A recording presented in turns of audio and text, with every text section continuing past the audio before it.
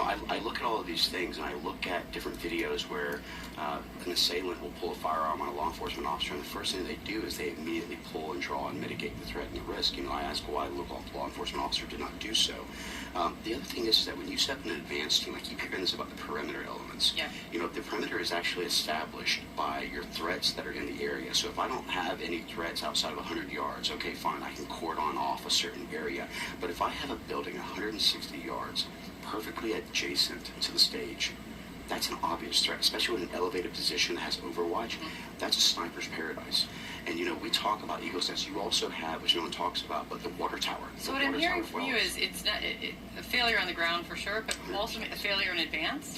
I think it's a failure in advance. I think it's a failure to have the counter snipers to be able to establish their range fin and their sketch maps. I also heard we also learned that local snipers were stationed inside that building at the time. I haven't heard that piece of it yet, but that doesn't necessarily make sense unless they were actually in a window which was backed off, because a lot of times you get yourself in there. Sometimes you expose your rifle in a way to try and do a force protection or a show of force that actually stops things.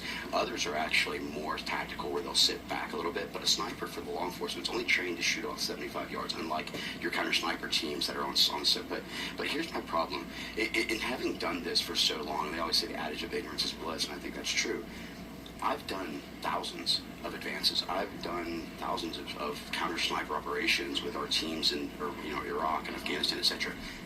The amount of negligence, the amount of mistakes that was made here, I have a very difficult time not leaning myself towards this was intentional as opposed to fecklessness. Wow. Okay, talk to me about that. I actually heard you say this right the day after, which I wanted to ask you about. What do you mean intentional? CNN's about to freak out. Intentional failure on the part of... No, I wouldn't say an intentional failure on the part of, but I gotta just, I sit here and I scratch my head. You don't want to be the conspiracist. You don't want to be the person. I'm telling you, because that's what it's leaning to. No, I know, and that's the issue, is that you walk this fine balance of, you're not trying to be a conspiracist, but you look at it and you go, how could this have gone so... But it's one thing if someone on the street says it. It's another. You, Core Mills, member of Congress, former sniper. Oh yeah, it's one thing if one of our street rats say it. Eyebrows go up. When you say you're walking the line on this, intentional what? It almost seems to me, I think that an investigation is necessary at this point within Congress, not just the FBI, not just others.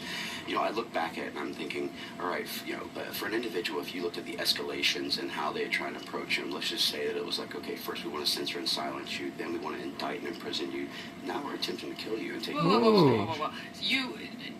Exactly. Let's slow down. Please. I'm hearing two things from you. I don't want to jump ahead of things, but I'm also hearing you jumping ahead of things. Well, actually, I'm just looking at all the different possible capabilities. One of the things as a military member, one of the things... Look at how bad she wants to stop him. One of the people who's actually done this is that you look at all potential analysis, right? Donald Trump and his team have said, do not... No, I agree. Dial it back. Do not blame this on Joe Biden. Oh, well, actually, I didn't say Joe Biden. He never said that. Who's the they, then? Let's be very specific. Well, that's what the investigations do. Was it local law enforcement that had made the mistakes, or was there something to it? Was there other types of things that we need to be analyzing or looking at and providing analysis? My point is that when something's so significant, you're talking about something that hasn't happened in decades, right? I totally... But my point is this. From a perspective of someone who's actually conducted these. Yeah, someone who's been there, done that, lady. This is not like I'm putting together a stage placement and a tight shot. This is about looking at your surroundings. What is my green, yellow, and red route, which is your routes out in case? What is my actual elements that I need to be looking at as far as mitigating threats or risks or increased levels? Where's my range fan for the sniper that says, okay, here's my 100, my 200, my sketch. Here's an area where someone could shoot.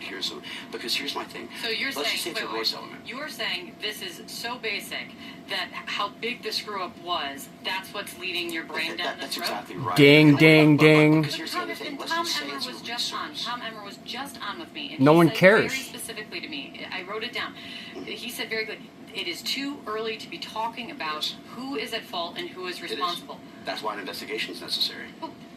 Is it not dangerous? Is it not reckless to even be throwing around the word intentionally? So to question things as we do an investigation is recklessness, because at that point, then should we never question anything? My point is this. I'm not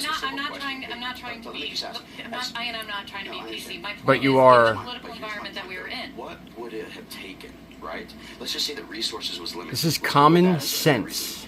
So how many times have you seen where they just put a police car inside of a parking lot with not an officer in it and just leave the lights on as a deterrent? Why couldn't that have been a simple thing that was placed in? Why couldn't we have said to the owner of the actual ATR company, hey, look, we don't want to disrupt your business, but we also want to make sure your parking lot is clear of people trying to park in there for the rally. Why don't we place an officer there? My point is that this was too easy of a solution. And when I think about 160 I'm just so uncomfortable with even having I'm uncomfortable with having to say it. Trust me, CNN needs to be sold and dismantled immediately.